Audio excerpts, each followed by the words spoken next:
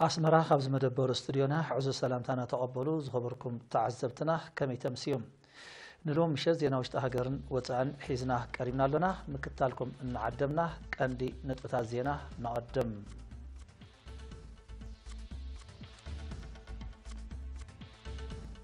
أمنو زومن دفراتور إيو ساقان بارنس قوعن مكوتتار سكنتي وصدالهم أمنو زوافرو مدبات مقرب بالسبح خدفا على مدبوت إيوم أمنو زوب هاي كوتاح عامتات دك أنستيان من عباد الزت يركب تخايدهم بيت صحفة نقد أمريكا هبل على تشاينا وتكال من راغبيتات زتي قدات نعوم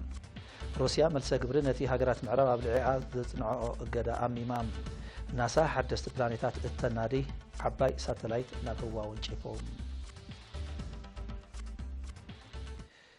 مبقولو سمينن دوبن أمريكا زخونة ساقامي بارنس قوعي أبز حالفك 4 عامتات تابل علي 4 هاجرات أفريقيا بحافشة أبقروا بتناها أبفلاي أبحر رشاتات كبيد هاسيا كم زورة دز بلاد يوم إزبال عزي أب أوان مكوت تصار انت زي تغيرلو أبزراتن مهرتن عب قدات لزور الدماء كينتك وهب تنحن عاد حزبي زعبي استمرتاتن سلطناتاتن أبستفلاليه كبابيتات بأغا نايمت فوسو قمتتاتون كوستر جمير اللوم أمنو زومن دفراه زكاية زلم تفتات دمه أكال ناتيو وكيل إرينا مريح تحسفاي نزدال واتسابتاب الشويت قبر برهان كتا أربعام أمنو زوبا من دفراب كتميتن 50 هكتار أبزل معفون سترعي ساقام بارنوس قوعن مكوت صار سقمتي وسدالو حالا في بيت صحفة منيستر حرشاب تن أزوبات وبرخة تخلص اللاسن إيرينا أبزعبو حبريتا نتا أبقرباب تهاجرا سترعي بالعن مكتان أبزر رأيلو بأغان مكوت صارن حرستوتن كإلاتاتن سروع كولالان مكت سالن كقبرو مسنحون بمتكاس أبقال كبابيتات أبزر عفون كرأي بمجمارو اتتخلطة ما حكم زندد يقبر كمزالو قليتو إذن أبزو وانزي قد مزمرا ممصو زنزلوا قطليا كم محبئن مفاري نايتي حسخا خوين زلوا زين محيخان مقصالي تعلامة من الوقت هابزين الزبانا بزح زبله ناي حرشا مريت زلوا ازي سفيحيو سلازي كم سري زلها لومي بتمهارون خمون ناي سراويتن حزبن زلوويتي وفراز كازلو أم محدار كباب كده فلاسك إلى لمعات بقول من اسم محرت أبنا قاش بوجنو قاعد حرستات عبي مسنحون زكازلو سرح حجاز كوينو كم زلو أبريهو اتزكازلو مسرح عدتي وتبارنوس بمقطع كابز جدد لمدان مرحان زعل مهانو زحبر من اسم محرت أب حرستات بزل على كواسو تثبيت كم زجبر أردي نتي حفشاوي نزي ساقام بارنوس بحال كاب أسرو نمدفع تبهيلو زوسد له سقمتي زي توسيد له سقمتي نزيارة نتي أب جزء خرمتي نصبيزلنا مهرتي نعون معباي حرستوت بوغنوم بزعبا ساقام بارنوس قوعي بمرخب بزهان كوهب نتسان حبريتا ككتاتل وصلت تنحو أب قراوتو مابسترائي لب قلطوف أب تقوم نزركب بيت صحفة منيستر حرشا 5 حبر بمتكاس نزا حدقن يبالي علم كتسار كابقوم زدلك قبرو قربات مخانوم قليتهم إذا خمزيلم كله أبنو الزبا عرزان قاعد حرستوتن كإلاتات حرشان أب ساقام بارنوس قوعن مبرخ كمون كجبر زقبو أم كتتعلم كتسارن مبرخ زعلم أستمراتاتن قوسقاساتن أب كلن من معدارات كبابي وهاب كمزلو كابت بوتاز بتحنا حبريتا أفليتو أقدموا أمنو الزباطات ماي من سجنيتن تريو بالعت زرعت بحفشة ساقام بارنوس قوعد ما بفلاين مكتسار زعلم أستمراتات كم اتهابن كلالاتات كم اتخايدن زذكر كينو أمنو الزبا ماي من ملكتا ساقام بارنوس قوعد تريلو أكل بوفرات أكيبو كم اتقاتل يفلت أم حدارن زوافرة أتو عثمان عرفة مس نبرت استفلاليا من محدارات كبابي أبز قبر ركب عقاب أقراب بوهدت كسر حلو بوسن درجة تجمير زلو مدبات مقراب دماه بالسبح كدفع اللتصوعهم مس نبرت فورو زلاه أفتا أرومايلي إيرافايلي قبقب واسانا حدش قدم الحزين كم هليه عرفتو محفيد ربع حداس روبيان مالكان أبز قبر ركب أتو عثمان هلو أقراب أب مرقا أكبابن مسسان هيوتاوي بزحنة مسرتاو سلزغوني حبرة سباب معك أب ماين حامدن كمون مقرب بعد معنات كنتف مدب كم زل قليتهم مس مجمار كرامات كبسا حرستوت بوحج ست مريتهم بقوانو كدالون كحرسون تصاطف النتاب معد تمرتن معباي دما وهدت أكالات منقستن قنبارن كعزز ززهاخر آتو عثمان قرب حيلي إلتريك حوص ختما فورا مملا أب قرب أوان كل تعبيت جنريترات كمت أمخانن تحبيرهم تساتفتي أبزها بورئيتو دلونتهم نعاوت زوت أن مدبات دحر المرققات أب أفتح زلاه عد عشه ወንጎቦን ኡምለን ዘሎ ጸገም ጽሩይ ስተማይ ፍታሕ ክናደየሉ ኣብ ከባቢ ዙላ ማልካን ኡምለን ትካላት ጥዕና ክስራሕ ጽርግያ ፎሮ ኡምለ ክጽገን ልዕሊ ዓቕሚ ህዝቢ ኮይኑ ዘሎ ምእለይ ውሕጅ ድማ ብደገፍ መንግስቲ ክጽገን ዝብሉን ካልኦትን ርእቶታት ኣቕሪቦም ኣብ ንዞባ ሃይኮታ ጥዕና ደቂ ኣንስትዮ ብምሕላው ዓቕምታተን ንምዕባል ዘተየ ኣስተምህሮ ርክባት ኣብ 12 ምምሕዳራት ከባቢ ተኻይዶም ሓላፊ ማእከል ጥዕና ሃይኮታ ነርስ ገብሩ ዘርኤ ኣብ ዝሃቦ መግለጺ ምውሓስ ጥዕና ደቂ ኣንስትዮ ብሓፈሻ ናይ ኣዴታት ድማ ብፍላይ ብቐንዱ ምውሓስ ጥዕና ስድራ ቤት ስለ ዝኾነ ሕብረተሰብ ዓበ ቆላሕታ ክህቦ ብምዝኽኻር ብፍላይ ዓሶ ንምጥፋእ ኣብ ዝካየድ ጻዕሪ ንኣዴታትን ቆልዑን ፍሉይ ኣቓልቦ ክግበረሎም ተላብዮም ማሕዳር ንዞባ ሃይኮታ ኣቶ ሸኸዲን ሳልሕ ብወገኑ ብሞያውያን ዝውሃብ ኣስተምህሮታት ንቕሓት ዜጋታት ክብ ብምባል ምስ ወቕቲ ክኽሰቱ ዝኽእሉ ሕማማት ኣብ ምግታእ ዘለዎ ተራ ብቐሊል ስለ ዘይጥመት ሕብረተሰብ ኣብ ትግባሪኦም ብንጥፈት ክዋሳእ ከም ዝግባእ ኣስሚረሎም ተሳተፍቲ ድማ እናንቆልቆለ ዝመጽእ ዘሎ ተርእዮ ተመሓላለፍቲ ሕማማት ውፅኢት ዝካየዱ ጎስጓሳትን ዝውሃቡ ኣስተምህሮታትን ምዃኑ ብምጥቃስ ብዝሓየለ ኣወዳድባ ክድፍኣሎም ኣተሓሳሲቦም ኣብ ንዞባታት እምኒ ሓይልን ዓዲ ቀይሕን ኣብ ትካላት ወሃብቲ ኣገልግሎት ብዝተኻየደ ናይ ምቁፅጻር ስራሕ ልዕሊ 150,000 ናዕፋ ዝግመት ናይ ተጠቃምነት ዕለቱ ዝወደቐ ሃለኽቲ ተቓጺሎም እቲ ንብረት ዝብላዕ ስተ ዝልከን ንምሕፀቢ ሰብነት ዘገልግልን ከም ዘጠቓልል ሒዘንኦ ዝጸንሓ ትካላት ድማ ከም እተቐፅዓ ወኪል ኤሪና ንዝምልከቶም ኣካላት ብምጥቃስ ሓቢሮም ሓላፊ ማእከል ጥዕና ንዞባ እምኒ ሓይሊ ነርስ በርሀ ኪዳነ ኣብ ዝሃቦ ሓበሬታ ገለ ድኳናት ካብ ዝተፈቐደለን ንጥፈታት ወጻኢ ጎኒ ጎኒ ሃለኽቲ ከም መድሃኒት እንስሳታት ዝኣመሰሉ ነገራት ክሸጣን ክኽዝናን ምጽንሐን ዘተሓሳስብ ምዃኑ ብምዝኽኻር ነጋዶ ካብ መኽሰብ ጥዕና ከቐድሙ ተላብዮም ኣብ ምምሕዳር ንዞባ ዓዲ ቀይሕ ሓላፊ ሕግን ስርዓትን ወይዘሮ ገብሪኤላ ይትባረኽ ኣብ ዝሃበቶ ሓበሬታ በብግዚኡ ብዝግበር ምቁፅጻርን ጎስጓሳትን ተርእዮ መሸጣ ዕለቱ ዝሓለፈ ሓለኽቲ ከም ዝጎደለ ብምጥቃስ ነዚ ንምዕቃብን ንዝሓየለ ውፅኢት ንምስራሕን ህዝቢ ሓበሬታ ኣብ ምሃብ ክትሓባበር ተላብያ ኣባል ሚኒስትሪ ትምህርቲ ገዲም ተጋዳላይ ያዕቆብ ገብረስላሴ ብዝሓደሮ ሕማም ብ17 ሚያዝያ ተሰዊኦም ኣብ ወርሒ ለካቲት 1975 ናብ መሳርዕ ህዝባዊ ሓይልታት ሓርነት ኤርትራ ዝተጸንበረ ገዲም ተጋዳላይ ያዕቆብ ፈለማ ኣብ ዕጥቅን ስንቅን ውድብ ብዝተፈላለየ ጽፍሕታት ሓላፍነት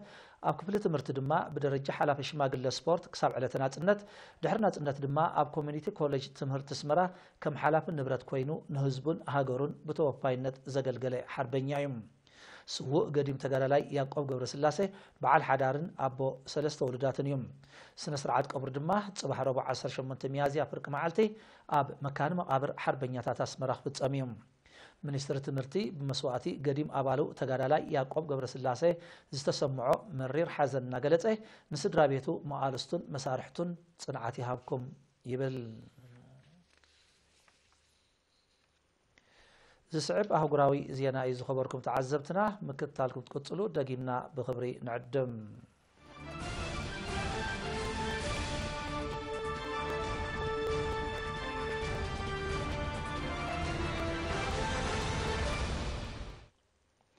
ቤት ጽሕፈት ንግዲ ኣሜሪካ ኣብ ልዕሊ ቻይናዊ ትካል መራኸቢታት ZTE እገዳ ጽኒዖም ሻም ተወልደን ዘዳለዎ ዜና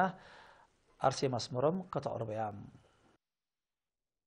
ቤት ጽሕፈት ንግዲ ኣሜሪካ ኣብ ልዕሊ ቻይናዊ ትካል መራኸቢታት ZTE እገዳ ከም ዘጽንዐ ብ16 ሚያዝያ ኣፍሊጡ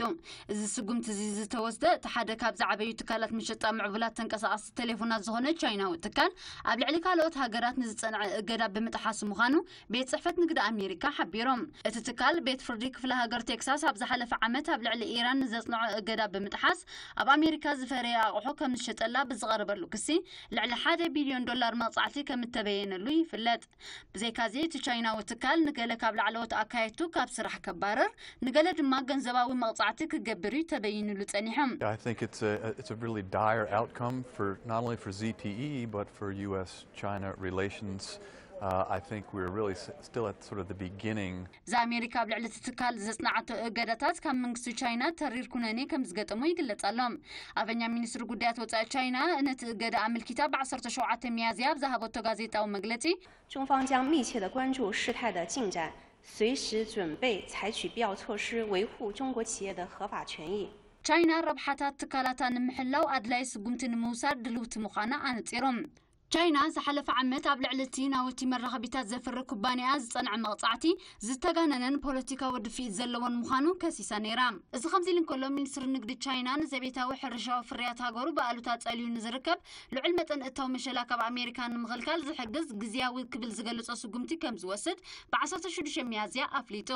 ትካላት ኣሜሪካ ዘይበቕዑን ሕሱርን መሸላ ናብ ቻይና ከእትዋ ምጽናሕን ከረጋግጽ ከም ዝኽእል ዝጠቐሰ እቲ ሚኒስትሪ እዚ ኣብ ልዕሊ ጽላት ኢንዱስትሪ ሃገሩ ብቐሊል ዘይግምት ታው ሳዕቤናት ከም ዝነበረ ዝርዝር ናይ 18 ትካላት ኣሜሪካ ብምጥቃስ ኣነፂሮም ብመሰረት ስታቲስቲካዊ ጸብጻባት ቻይና ኣብ 2013 መጠን እታው መሸላ ካብ ኣሜሪካ ናብ ቻይና 317,000 ቶን ዝነበረ ኣብ 2017 ናብ 4.7 ሚልዮን ቶን ከም ዝበለ በዚ ድማ ንዕዳጋ ውሽጣዊ ፍርያት ቻይና ከም ተቃጸጾ ይግለጽ ኣብ ዓለም ዝዓበየ ቁጠባ ዝውንና ኣሜሪካን ቻይናን ኣብ ከቢድ ተባሂሉ ክግለጽ ዝኽእል ንግዳዊ ምትፍናን ከም ዝርከባ ይሕበር تحتوي بايت روسيا أمريكا قبل على هاجرو نزلت أجراتات مرس جبرين موساد أبزوت ندفع أمام زتيم تبايتو بعصر شديش ميازيا أبز جبر أخيبة نتا أمريكان مشاركتان قبل على روسيا زوصدوه زي قبولن زي حجاون قبل زت أساس قمتات تمتات أنا مرس جبرين موساد أبزق الزعبا كمزتيه أبز متصور حكومة بتدما وسانة كهب مخانف ليت اللهم روسيا نزنت فإمامه كم زوج تزقلت زلو من محدار واشنطن قبل على روسيا توسخ الجيران متصنع إمام خمس عربي انتخونا جن ببريزيدنت ترامب كم التنتجي أبزق على حل زلو يوم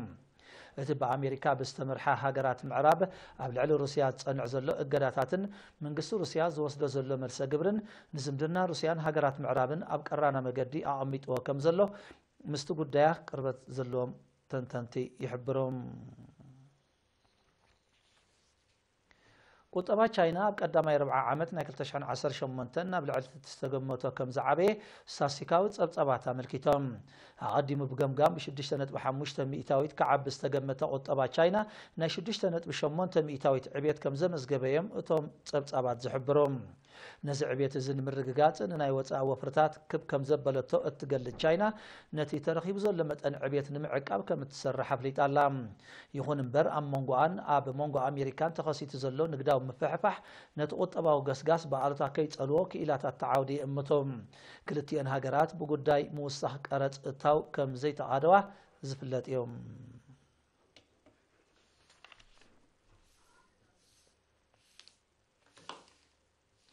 زينا زازيمنا لنا ز خبركم تعذبتنا بروح مشهد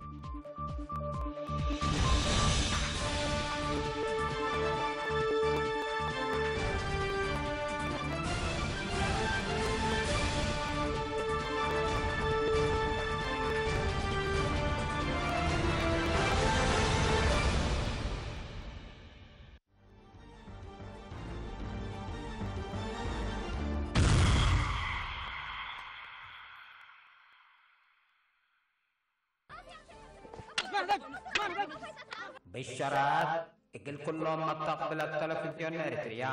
عبوت افلام هجية تقريت قدم لسند والدين ديب هداية دور دوان ولادهم لطنحاق لهم فهم شنكوي سلال راكعات للا طبع شام اساس حياة منبرت ودع الدام كمسلتو للا تأمن وحياة الشام ترجمت كمسال على بلالا طلع بيتك تتقسي ستة بريث وكارثة تليكو بيت ناس اللي تيك عقبه عادات هداي وحصاي منادلين دي مدت قبل تحرير مثل عادات هداي ولا متقبينا لا مطاور انا قل اسيت ندبيلكم اتسا الشعبيات قلت كري حامد لقتيل حسب الشيكاي كل دي بيحدق منبرات وبصر شكل مدرسين دي مدت قبل تحرير لبربر وكمسل تحرر تاريخ للحنفل افتر فن وتصوير زمن للطلا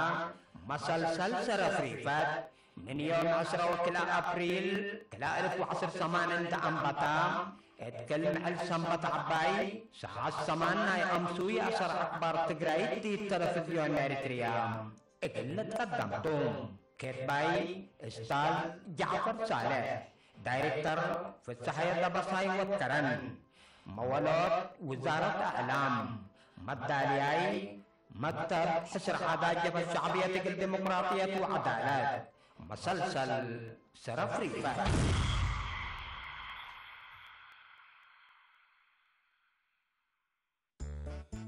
مسلت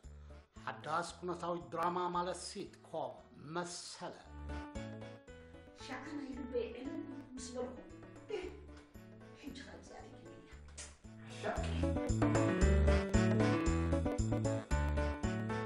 أبي شاي وقايخي أمو هذي كنا أبيت نزرقي صيصو وابلن زي صبوا أسنبا مش أنا حلو خمسة أمعي كتمع كبابا تمع كبابات مش حايش قل شاء لك يا أشومون كل تسلي ساعة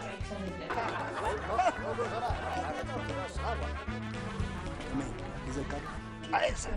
أصبرينو لما لسه 10 مستك أسكس لا أساس لسه ساعة تجيس كلها مالك باي يقرني إذا لك أستيكونه أفريكان سليبين سيكنس أنت يا سليبين سكنس بان مسلت كاب صباح سنبت جميرة بتخططالي سنبت دحر قطري كاب ساعة 4:30 كاب إيري تي في.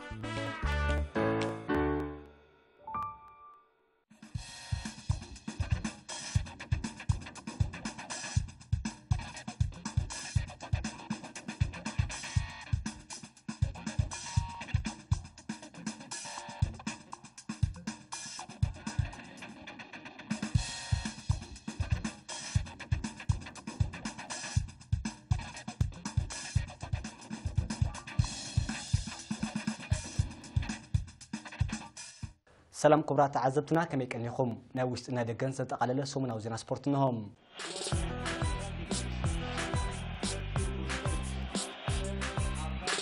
إرفراوان تقلدم تبشكلتها أب زتفلالي أهجراوي وددرات يساتفلوم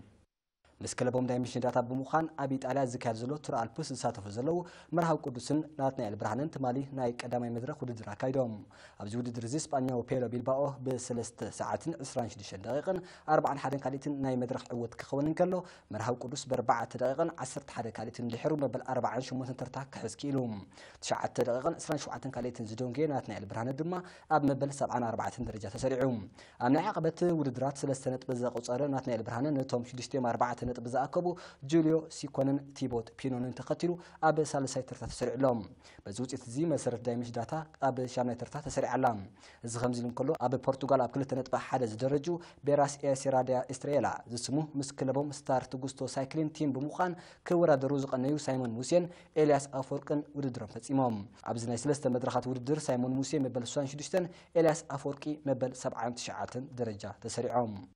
بفدرشن قدم مشكلتا زوبا ماكل زتودب مدالوي وددر تمال سنبت 15 ميازيا اب كبابي مونوبوليو فليموم ابزنا تمال سنبت وددر كاب قدماي ديفيجن قدماي روبيل تولده كاب سنبل كلاي ميرون رزنه بولقي سالساي ميكيل هابتوم كاب ايرتل كاب كلاي ديفيجن قدماي هاجر عند مرام كاب سنبل محرت ولده كاب اسبيكو غرما يوحنس كاب اسبيكوم كاب دك انستي قدامي تعقست جبريوت كاليتي وقحتا جبريوت كاب عراق سالسيتي دسيت كيدانه كاب عراق كاب سالساي ديفيجن ميرون كبراب بولقي كلاي غويتوم محارب بولقي سالساي دانيال يحدقو كاب وارساي حانتي كاب غدايم كلبات اتلتيكس هاجرنا زخونت ماكل مسلطني اتلتيكسن محنباس مربستيت زخري مبل 10 عامت مسرتا بعربي 13 ميازيا 2018 صنبيلام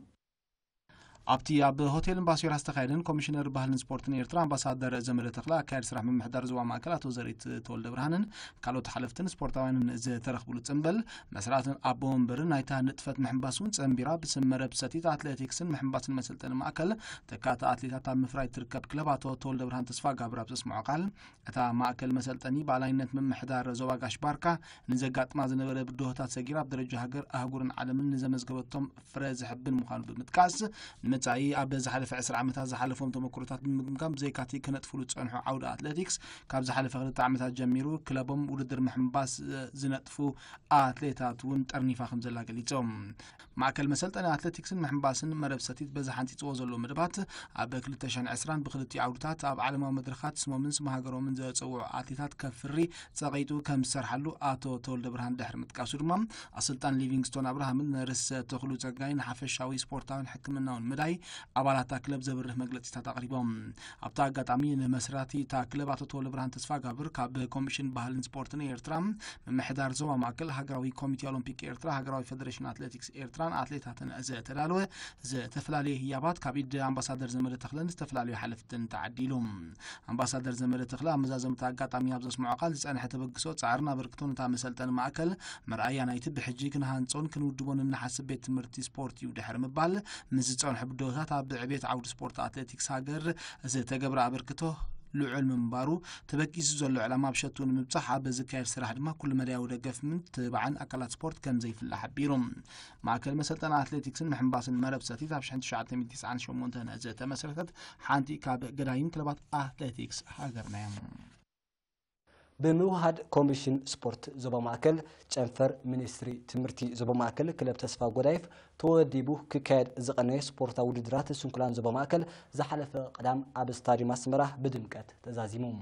ኣብቲ ኮሚሽነር ባህልን ስፖርትን ኣምባሳደር ዘመደ ተክለ ኣካየድ ስራሕ ምምሕዳር ዞባ ማእከል ኣቶ ዘርኢ ተወልደ ብርሃንን ካልኦት ሓለፍትን ስድራ ቤት ስንኩላን ዝተረኽብሉ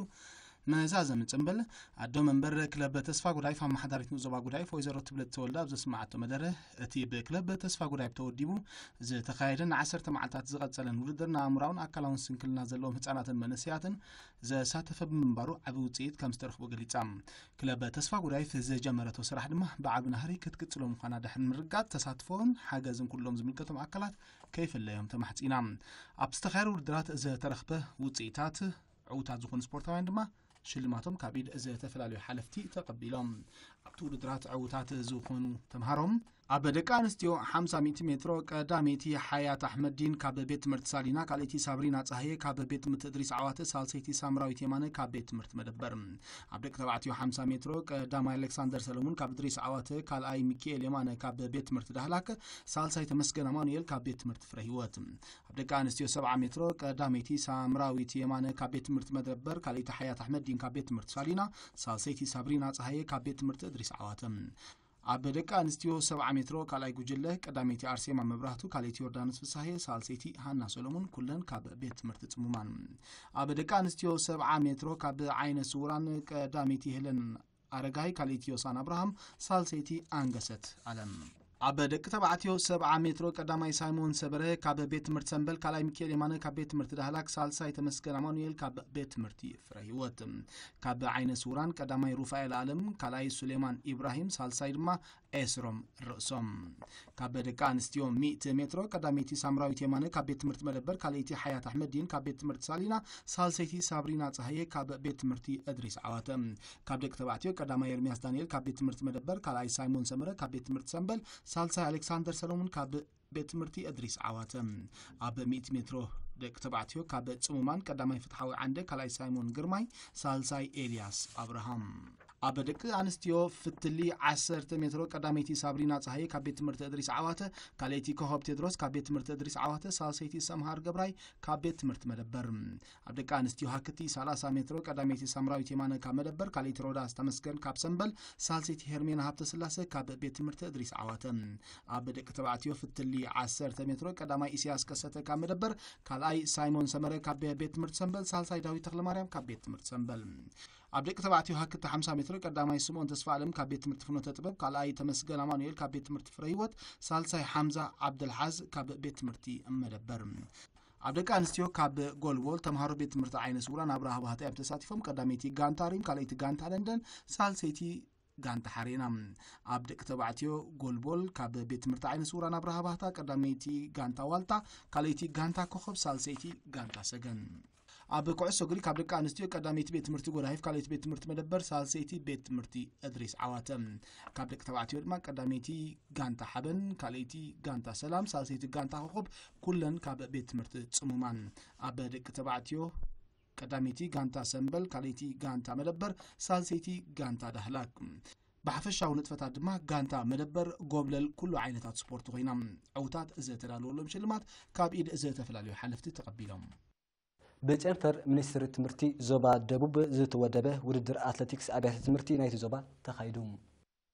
ኣብቲ ካብ 12 ንኡሳን ዞባታት ናይቲ ዞባ ዝተዋፅኡ ስፖርታውያን ተምሃሮ ዝተሳተፈ ውድድር ኣትሌቲክስ ልዕሊ 600 ናይ ማእከላይን ካልኣይን ደረጃ ተምሃሮ ተሳቲፎም ኣብቲ ዝተኻየደ ውድድራት ዕውታት ዝኾኑ ድማ ካብ ካልኣይ ደረጃ 100 ሜትሮ ቀዳማይ ሳልሕ ማሕሙድ መንደፈራ ካብ ደቂ ኣንስትዮ ቀዳመይቲ ዲቦራ ዮሃንስ ትባርዋ ኣብ 800 ሜትሮ ካብ ደቂ ተባዕትዮ ቀዳማይ ፊልሞን ኣማኑኤል መንደፈራ ካብ ደቂ ኣንስትዮ ቀዳመይቲ ልዋም ፀሃይ ዓዱኻላ ካብ 3000 ሜትሮ ደቂ ኣንስትዮ ቀዳመይቲ ትርሓስ ኣማኑኤል ካብ እምና ሓይሊ ኣብ ዝላ መሬት ካብ ደቂ ተባዕትዮ ቀዳማይ አብርሃም ሃይሊ ሚካኤል ካብ ሰገነይቲ ካብ ደቂ ኣንስትዮ ድማ ቀዳመይቲ ኣድያም ክብሮም ካብ ዓዱኻላ ኣብ ዳርባ ዓረር ካብ ደቂ ተባዕትዮ መብራህቶም ገዛይ ካብ ዓዱኻላ ካብ ደቂ ኣንስትዮ ድማ ሰላም መሓሪ ካብ እምና ሓይሊ ኣብ ዳርባ ጭማራ ካብ ደቂ ተባዕትዮ ኤልያስ ኣሚነ ካብ ዓዱኻላ ካብ ደቂ ኣንስትዮ ድማ ኣኽበረ ጣዕመ ካብ ደቂ ኣምሓራ ዕውታት ኮይኖም ካብ ተምሃሮ ማእከላይ ደረጃ 100 ሜትሮ ካብ ደቂ ተባዕትዮ መሪሕ ንጉሰ ካብ ሰንዓፈ ካብ ደቂ ኣንስትዮ ድማ ሳምራዊት ስምዖን ካብ መንደፈራ ኣብ 800 ሜትሮ ካብ ደቂ ተባዕትዮ መድሃኒ ጋይም ካብ ጾሮና ካብ ደቂ ኣንስትዮ ድማ ሳምራዊት መብራህቶም ካብ ዓዱኻላ ኣብ 1000 ሜትሮ ካብ ደቂ ተባዕትዮ ሓበን ዘሩ ካብ ደቂ ኣምሓረ ዳናይት ሰለሙን ካብ ዓዱኻላ ዕውታት ኮይኖም ኣብ ዝላ መሬት ደቂ ተባዕትዮ ኣሕመድ ዑመር ካብ ጾሮና ካብ ደቂ ኣንስትዮ ድማ ሚካኤል ሽመንዲ ካብ እምና ሓይሊ ኣብ ዳርባ ዓረር ካብ ደቂ ተባዕትዮ ሓደራ ኣስፋሃለይ ካብ ማይምነ ካብ ደቂ ኣንስትዮ ድማ ልዋም ኣልኣዛር ካብ ዓረዛ ኣብ ሞዳት ዓውታት ዝኾኑ ኣትሌታት ዝተዳለወሎም ሽልማት ካብ ዝተፈላለዩ ሓለፍቲ ናይቲ ዞባ ክሽለሙ ከለው ንኡ ዞባ ዓዱኻላ ድማ ብሓፈሻ ካብ ዝተዳለዋ 6 ወናጩ ን5 ብሁሉል ነጥቢ ክትዓትረን ብምቃላ ጎብለል ኣትሌቲክስ ሚኒስትሪ ትምህርቲ ዞባ ደቡብ ኮይና ኣብ ከተማ መንደፈራ ዝካየድ ዘሎ ስፖርታዊ ውድድራት ዝሓለፈ ሰሙን ቀፂሉ ኣብ መንጎ ናይ ደቂ ኣንስትዮ ደቂ ተባዕትዮን ጋንታት ኩዕሶ ሰኪዔት ንኡ ዞባ መንደፈራ ኣብ ዝተኻየደ ግጥማት ካብ ናይ ደቂ ተባዕትዮ ጋንታ ፎርቶ ንሰላም 37 ብ25 ሓሬና ንመለይ 37 ብ26 ካብ ደቂ ኣንስትዮ ድማ መለይ ንሰላም 27 ብ25 ፎርቶ ንሓሬና 22 ብ12 ብዝኾነ ውፅኢት ጥረት ይዕነን ብዘይካዚ ሻምፒዮን ቅድድም ብሽክለታ ንኡ ዞባ መንደፈራ ዝሓለፈ ሰንበት ቀፂሉ ነይሩ ካብ ራብዓይ ዲቪዥን ቀዳማይ ኣማኑኤል ርእሶም ካልኣይ ሚልኪያስ መንግስቲ ኣብ ሳልሳይ ፋኑኤል አብርሃም ካብ ሳልሳይ ዲቪዥን ቀዳማይ መድሃኒ ተክለ ካልኣይ ኢብራሂም ዓብደልዋሳዕ ሳልሳይ እሰይ ዮሃንስ 60 ኪሎ ሜትር ካብ ሸፈኑ ተቀዳድምቲ ካልኣይ ዲቪዥን ቀዳማይ ሮቤል ሃብተ ማርያም ዓዲ ሓረ ካልኣይ መርሃዊ በኩረፅን ዓዲ ባሪ ሳልሳይ ዩኤል ኣስመሮም እምና ሓይሊ ካብ ደቂ ኣንስትዮ ቀዳመይቲ ሃና ምሕርታብ ካልኣይቲ ድማ ልዕልቲ በረኸት ቀዳማይ ዲቪዥን 66 ኪሎ ሜትር يمشفينهم عبد المودع تابستخيل حيال قطعة ودر دما تقرر ما يجانت عدبار يرمي أسفس هاي قدام يكون كله كلا هيرمون قبل ميكال كابمنا حيلي سالسا يوناس ولدو كاب عد حرم إذا زيلم كله ممزن بقى شامبيون كويسو قرون زوا من دفرا بحموش تجانت عدك تبعتيو زحلف قرام سنبت جميرو مهلاوز بتصحن حبريته أرديوم بمخنيات 24 جنبوت معالت ناصنت إرترا أب كتما دباروا زكاد زلو سبورتاوي نتفتات زحلف قرام سنبت نسال ساي سمونو قتيلوم ኣብ ቅድድም ብሽክለታ ብነጥቢ መራሕቲ ዘለው ተቀዳድምቲ ካብ ሳልሳይ ዲቪዥን ቀዳማይ ዮናስ ድራር ካልኣይ ማዕድን ዘሚካኤል ሳልሳይ ቢንያም ርእሶም ካብ ካልኣይ ዲቪዥን ቀዳማይ ሳሙኤል ምሕረታብ ካልኣይ ናሆም ዮሴፍ ሳልሳይ ሃይሰብ ህያቦም ካብ ቀዳማይ ዲቪዥን ቀዳማይ ፍረዝ ግጥዕ ምዝጊ ካልኣይ ሰሚር ብርሃኑ ሳልሳይ ዮሃንስ ተክላብ ኣብ ግጥማት ኩዕሶ እግሪ ካብ ካልኣይ ዲቪዥን ደቂ ተባዕትዮ መረብ ንምስላም 2-2 ላምዛ ንዓዲ ገዳ 2-1 ካብ ቀዳማይ ዲቪዥን ደቂ ኣንስትዮ ላምዛ ምስ መረብ ባዶም ካብ ቀዳማይ ዲቪዥን ደቂ ተባዕትዮ ድማ መረብ ምስ ምስላም 1-1 ላምዛ ንዓዲ ገዳ 5-1 ኣብ ከተማ ደቂ ኣምሓረ ዝካየድ ዘሎ ስፖርታዊ ውድድራት ዝሓለፈ ቅዳመ ሰንበት ቀፂሉ ኣብ ግጥማት ኩዕሶ እግሪ ማይ ወርቂ ብመንገዲ ሮቤል ግደን ኣቤል የማንን ኣቢላ 2 ሸቶታት ብምዝጋብ ንኣምሁር 2 ባዶ ፋንያታ ማእከል ከተማ ንመጻሉ ብሸቶ ሮቤል ከሰተ 1 ብባዶ ረቲዓታ ብሰንበት ንጉ ኣብ ዝተኻየደ ግጥማት ኩዕሶ እግሪ ሚኒስትርታት መጻሉ ድማ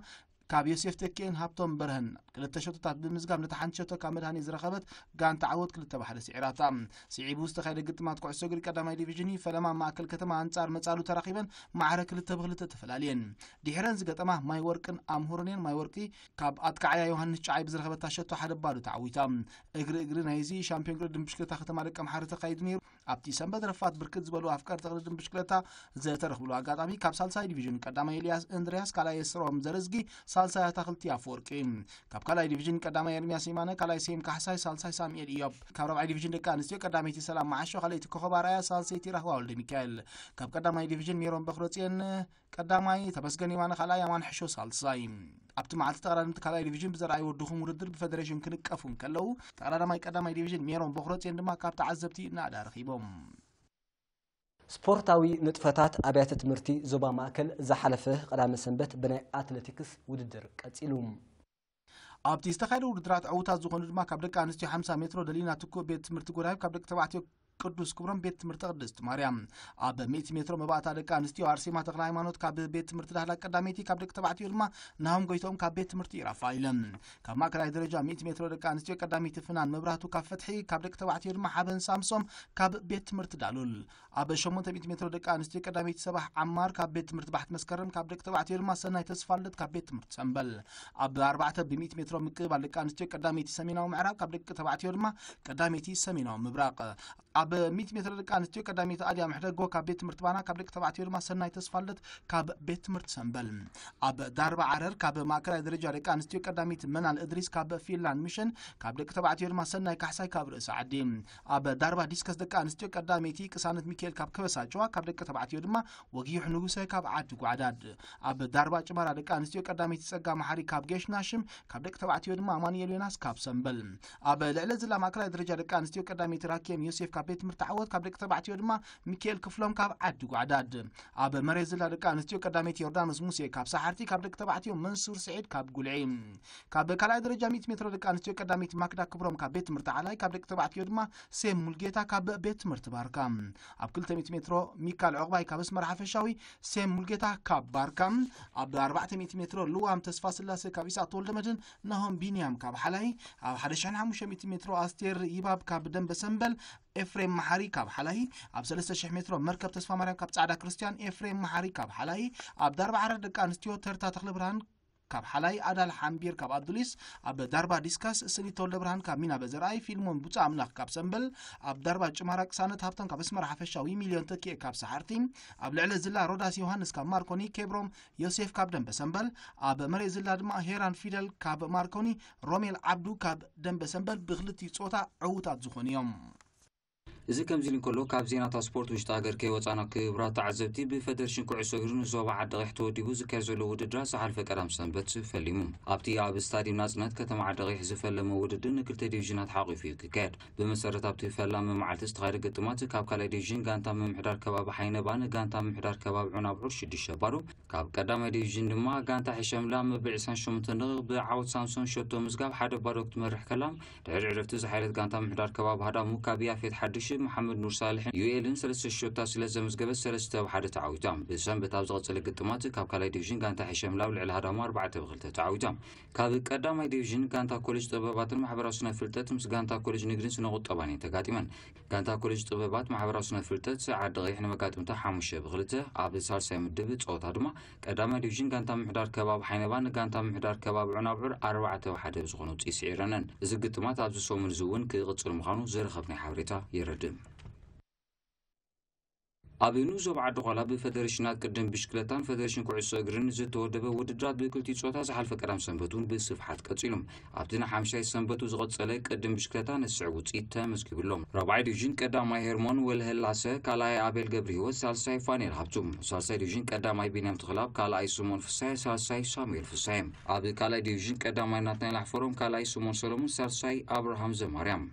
ደቀን ሻብ ዘካሪ ውድድር ድማ ቀዳሚቲ ዴሊና ግርማይ ካልእቲ ሞናሊዛ አራያ ሳልሰይቲ ሰናይት ሞገስ በሙኻን ዕውታት ኮይኖም ቀዳማይ ዲቪዥን ኣብ ዘካሪ ጾታ አማን መሐመድ ዓሊ መሳጢ ጾታ ብንጽብራ ንኹሎም ተቀዳደንቲ ዙርያ ብምድራብ ገሊፉ ካብ መድረኽ ውድድር ብምልዕ ዕውት ኮይኖም ፌደሬሽን ኩዕሶ እግሪ ካብ ዘካሪ ውድድር ድማ ዝስዕ ውጽኢት ተረኺብሎም ሳልሳይ ዲቪዥን ደቂ ተባዕት ዜብራ ምስ አዱሊስ 1-1 ዓወት ንመድሕን 3-1 አዳራሽ ንስኒት 3-2 ካልኣይ ዲቪዥን ደቂ ተባዕት ኣብ ዘካሪ ውድድር ድማ ሸባብ ንአያክስ 1-0 መትከል ንሓስሓስ 5-1 ሶሞሞን ሰላም 3-2 ዝኾኑ ውጽኢት ረትዕነን ቀዳማይ ዲቪዥን ደቂ ተባዕት ኣብ ዘካየድዎ ግጥም ድማ ፈንቅልና ዓዲ ጆኒ 4-2 ደንደን ዓዲ ጮማይ 4-1 ተሃድሶ ፖሊስ ንቤት ገብርኤል 3-0 ዝኾኑ ውጽኢት ክረትዕን እንከለዋ ቀዳማይ ዲቪዥን ደቂ ኣንስትዮ ኣብ ዘካየድዎ ጾታ ድማ ዓዲ ባሕሩ ንማይላፎ 1-0 ዝኾኑ ውጽኢት ተዓዊታ ስላላ እዚ ዝካየድ ዘሎ ጾታ ቀጻል ምዃኑ ካብ ኮሚሽን ስፖርት ናይቲ ዞባ ዝተረኸበ ሓበሬታ ይረድም